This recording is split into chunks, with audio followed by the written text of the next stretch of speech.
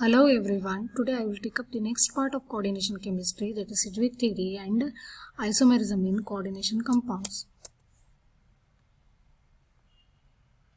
And according to Sidgwick, the metal ion will continue the accepting the electron pairs from the ligand till the total number of electrons in the metal ion and those denoted by the ligands will be equal to that of the atomic number of the next higher noble gas.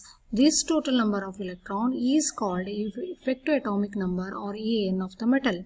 If we take the example of hexamine rhodium 3 complex, the atomic number of rhodium is 45. In the present complex, the rhodium is present in the oxidation state of +3. Therefore, the total number of electrons in the rhodium +3 will be equal to 45 minus 3, which will be equal to 42. Since each ammonia ligand contribute 2 electrons to the rhodium ion, the electrons contributed by 6 ammonia ligand will be equal to 6 into 2, 12. Therefore, the effective atomic number of rhodium +3 ion in the complex will be equal to 42 plus 12, which will be equal to 454. And in the said example, since the atomic number of 54 corresponds to the atomic number of xenon, according to Sidgwick, the complex will be stable.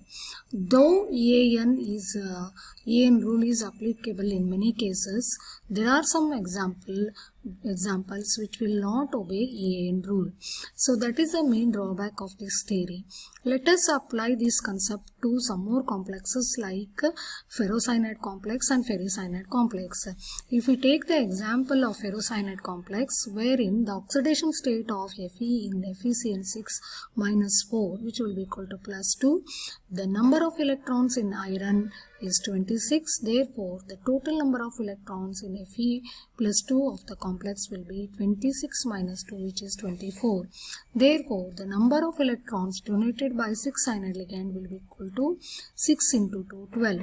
Therefore, the effective atomic number EAN of Fe2 in FeCN6 minus 4 will be equal to 24 plus 12, which is 36. So, this is the atomic number of the krypton. So, it obeys EAN rule. There are several examples in which the EAN rule is not obeyed. Say like example of ferricyanide complex. The number of electron in Fe3 in ferricyanide of the complex is 26 minus 3, that is equal to 23. Therefore, the number of electron donated by 6 cyanide ligand is 12. Therefore, the effective atomic number of Fe3 in FeCN6 minus 3 will be equal to 23 plus 12, which is 35. Since 35 is different from the total number of electrons present in the next noble gas krypton, so we say this complex does not obey EAN rule. So according to Sidgwick, it is not a stable complex. So with this now we will continue the next aspect, that is about the isomerism in the coordination compound. The word isomerism is coined from two Greek words. Iso means same, meros means part, that is same part. This is the phenomenon in which more than one coordination compounds having the same molecular formula but different physical and chemical properties, which are due to different arrangement of ligands around the central metal atom. So, these coordination compounds exhibit isomerism because the coordinate bond which is present between the central metal atom or ion and ligands which are directional in nature. Therefore, we can give these common types of isomerism which are observed in coordination compounds are by this flow chart. So, isomerism is broadly divided into the structural isomerism and stereoisomerism. In structural isomerism, these are the main types of structural isomerism which are observed in coordination compound: ionization isomerism, hydration isomerism, linkage isomerism, coordination isomerism. Similarly, in stereoisomerism, geometrical isomerism and optical isomerism. So let us take up now structural isomerism. The coordination compounds with the same molecular formula but with different connection among their constituent atoms, then they are called as structural isomers, or they are also called as constitutional isomers. This phenomenon is called as structural isomerism. So there are mainly 4 common types of structural isomers. The first one is ionization isomerism. In these, the two complexes, they have the same chemical composition, but they give different ions in the aqueous solutions. So such complexes are called as ionization isomers, and the phenomenon is called as ionization isomerism. It is due to the exchange of anions from the coordination sphere and the counter ion. So these are some of the examples of ionization isomers. So let us take up first the chromium, ammonia, chloride and bromide complex. In this case, this complex when dissolved in water, the first complex when dissolved in water indicates the presence of free nitrate ion in the aqueous solution, so which can be confirmed by Brown ring test. In the second complex of chromium, that indicates the presence of free bromide ion in the aqueous solution, which can be tested by silver nitrate test, which gives a pale yellow precipitate. In the second example, if we take up the first, these are the two complexes of cobalt.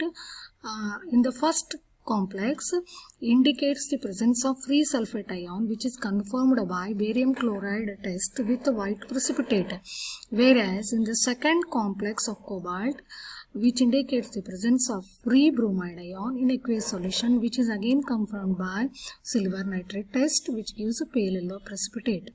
In both the examples, we can note down there is a interchange of ions between the coordination sphere and the counter ions. In the first complex of chromium, there is no exchange, whereas in the second complex, complex of chromium, there is an exchange of the counter ion, nitrate ion, with the bromide ion of a coordination sphere. So in this example 2, there is an exchange of bromine counter ion with the sulfate ion, which is present in the coordination sphere. So like this, we can say both of these are the examples of the ionization isomers. So the next case, that is hydrate isomers, is hydrate isomerism. Two complexes which have the same chemical composition, but they contain different number of water molecules as a ligand or water of hydration. Such complexes are called as hydrate isomer. The phenomenon is called hydrate isomerism. So if you take the example of hexachromium chloride complex, which is a violet compound and it has 3 chloride ions in the solution. So if you take up different composition with the different number of water molecule which act as ligand as well as water of hydration. Say for example, in chloro-penta-echo-chromium plus 3 complex, which is pale green in color, and it gives 2 chloride ions in the solution as a counter ion. Similarly, we can give so many examples related to the same complex. So, whereas if we see other complexes as example, say for cobalt, cobalt hexa-echo, cobalt 3 chloride complex, 4 isomers are coisomer exist, which we call them as hydrate isomers. Okay. All these complexes give silver nitrate test with the AgCl as a white precipitate. So if we take up the next, which is a linkage isomerism, this type of isomers arises when an ambidentate ligand is bonded to central metal atom or ion through either of its 2 different donor atoms. So if you take the example of cobalt complex which is a combination of ammonia and nitrate ligand.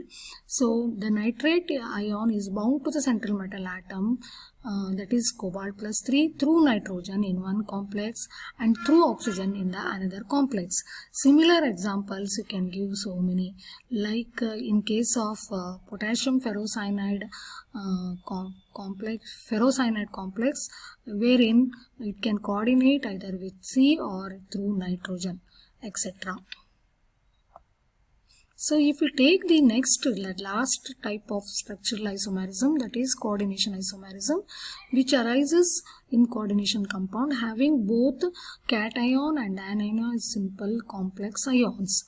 So the interchange of one or more ligand between the cationic or anionic coordination entities result in different isomers. So for example, in the coordination compound, that is hexamine, cobalt and chromium hexacyanochromium complex, the ligands are ammonia and cyanide with respectively to cobalt and chromium. While in coordination isomerism, there is an exchange. It will give hexaaminochromium and hexacyano-cobalt complex. They are reversed. So such isomers are called as coordination isomers. So we can see so many examples of complexes of platinum and palladium metal, wherein both are the tetrahedral complexes with coordination number 4. So with this, I think we have completed the first aspect of isomerism, that is structural isomerism. Thank you.